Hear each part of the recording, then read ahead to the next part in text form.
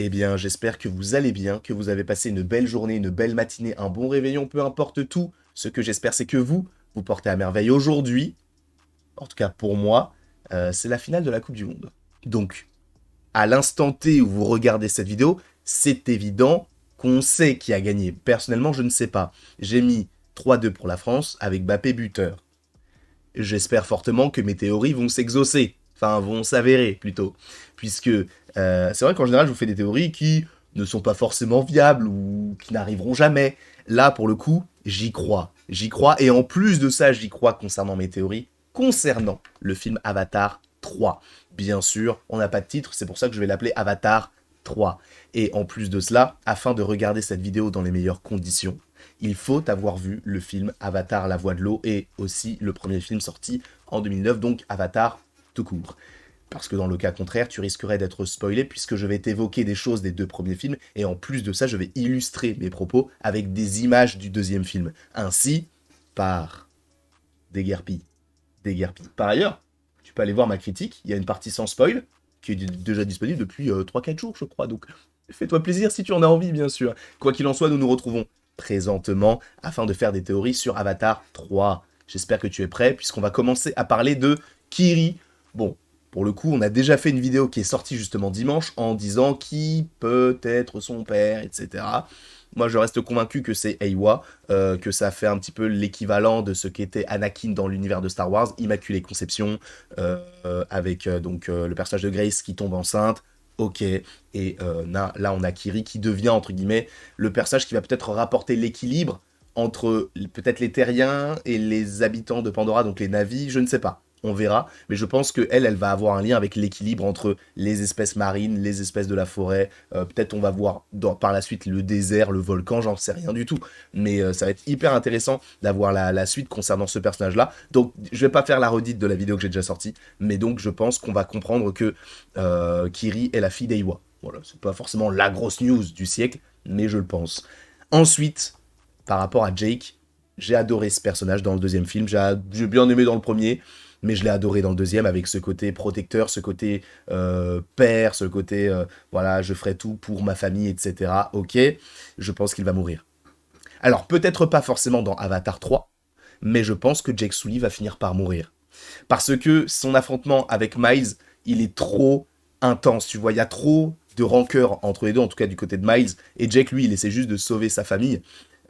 En plus, on le croit mort, Miles, donc, mais je pense vraiment que Jake Sully, si c'est pas dans le troisième, ce sera dans le quatrième. Je pense réellement qu'il va mourir. Parce que, en réalité, qu'est-ce qu'il peut apporter de nouveau? Là, dans le premier film, c'était le personnage principal, mais maintenant, on a les enfants, il y a la nouvelle génération, entre guillemets, et en plus de ça, il a d'autant plus de personnages à protéger. Ce qui veut dire qu'il y a forcément, je pense, à un moment donné, où il va devoir se sacrifier pour sauver sa famille, pour sauver un peuple. Je pense qu'il y aura évidemment... Je suis sûr à 100% que Jake Sully ne survit pas à la fin de la saga. Je pense réellement qu'il va mourir. Après, peut-être que je me trompe, peut-être que je me méprends, peut-être que je suis peut-être un petit peu trop négatif concernant ce personnage-là, mais je pense qu'il n'y a pas forcément d'avenir le concernant. Je le vois pas devenir forcément grand-père, mais tu vois, un mec vraiment vieux qui, qui ne peut plus se battre, etc. Je le vois vraiment mourir peut-être à cette époque-là. Je sais pas, moi je pense vraiment qu'il va mourir. Après, encore une fois, c'est libre à interprétation, c'est libre à théorie et à imagination, bien sûr. Donc moi, Kiri, qui devient un personnage central par rapport à l'équilibre, par rapport au fait qu'elle soit la fille d'Eywa, et Jake Sully, qui meurt dans ce film. Par ailleurs, Miles, à la fin du film, on le laisse pour mort, mais on comprend que Spider l'a sauvé. Personnellement, j'ai une petite théorie concernant le futur de ce personnage-là.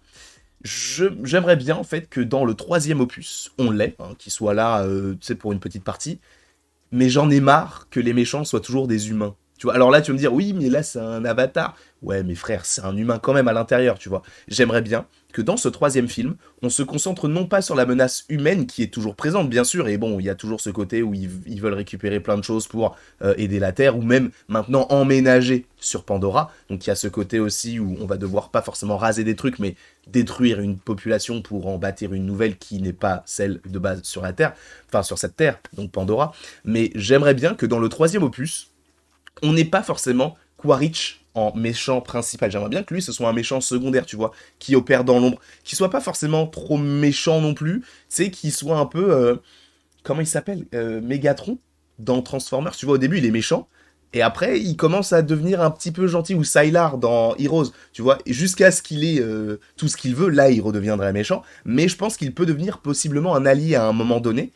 Donc je pense que dans le troisième, s'il y a un troisième, il y aura un troisième, je pense que lui peut devenir un allié des différents personnages, et je pense que ce ne sera pas le méchant principal du 3, peut-être du 4, oui, mais en tout cas du 3, j'aimerais bien qu'on le laisse de côté, qu'il se développe tout seul, qu'il apprenne à vivre sur cette planète qu'il ne connaît pas spécialement, etc. J'aimerais bien qu'on le laisse de côté. Et j'aimerais du coup bien que la menace principale, alors ça c'est qu'une théorie voilà, que je vous propose, et peut-être que ça n'arrivera jamais, mais que la menace principale ne soit pas forcément le peuple des Métikian, je ne sais plus comment il s'appelle, mais pas forcément ce peuple-là, puisque ce peuple est gentil et pacifique et ce peuple veut aider la famille de Jake Sully, mais j'imagine bien un autre groupe d'autochtones qui justement se dit mais les gars, vous êtes en train d'accepter des gens qui ne sont pas de la même espèce que nous. Donc ça commence, tu vois, c'est un peu le même principe que cette fois-ci, possiblement le racisme, tu vois. Genre, mais ils sont différents, ils viennent d'un autre peuple, ils n'ont pas les mêmes coutumes, etc. Je pense vraiment qu'il peut y avoir, du coup, un peuple raciste, entre guillemets, qui se disent, non, vous ne pouvez pas les accepter, donc on va rentrer en guerre. C'est soit ils partent, soit on vous affronte, parce qu'on ne peut pas les laisser ici, parce qu'ils vont commencer à tous venir et à tous faire la même chose, et on ne saura plus qui est qui, entre guillemets. Tu vois, ce débat de racistes en France, aux États-Unis, etc., qui évidemment est à vomir, mais je pense que ce sera assez intéressant déjà, premièrement, d'avoir un peuple Navi qui soit l'antagoniste principal, parce que pour l'instant, des Navis, on les voit tous gentils, etc., mais il y en a forcément des méchants.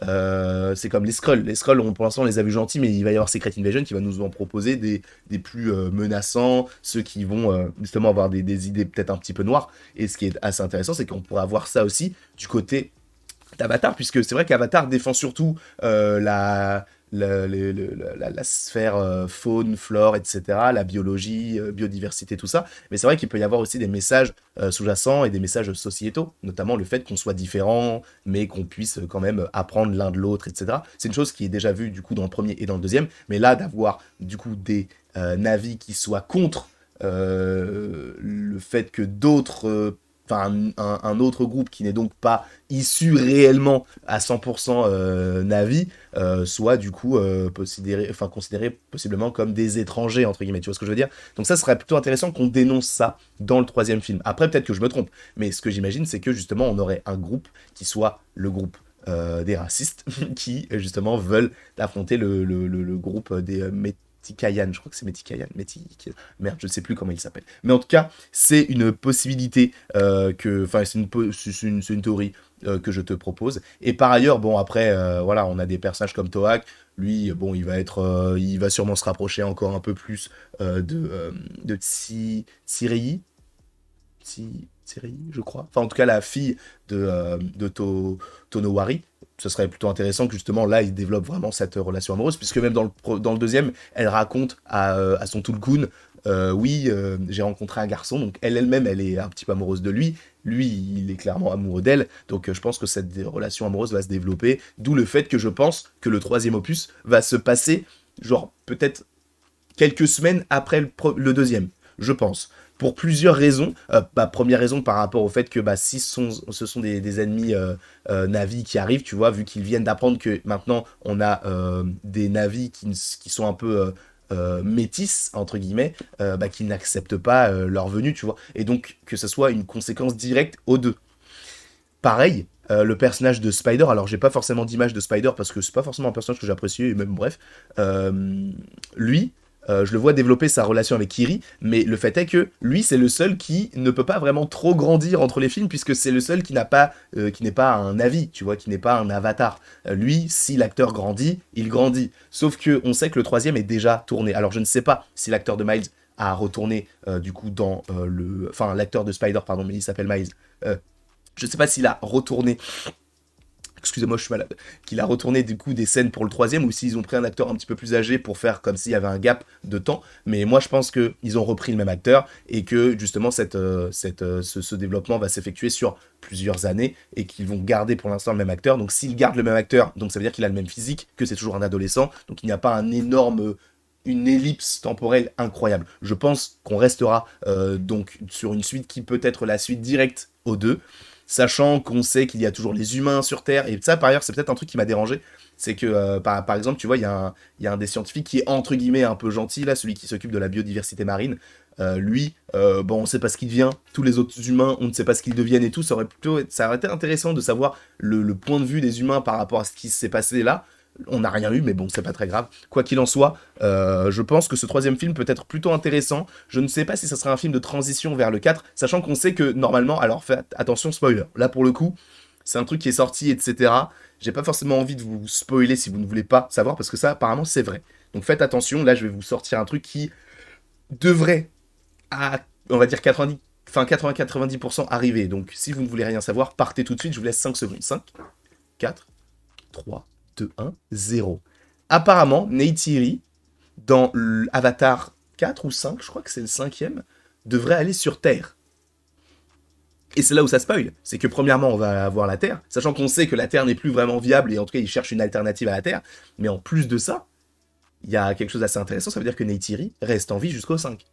Donc on peut pas s'inquiéter de son sort dans les différents films. Tu vois, parce que ça, c'est sorti avant le 2. Donc je savais que dans le 2, elle allait pas mourir. Puisque si t'as une théorie, c'est même pas une théorie, c'est une rumeur plutôt fiable, qui te dit que ouais, Neytiri dans le cinquième, elle va aller sur Terre. Bah ça veut dire que bah, elle va survivre au 2, elle va survivre au 3, elle va survivre au 4.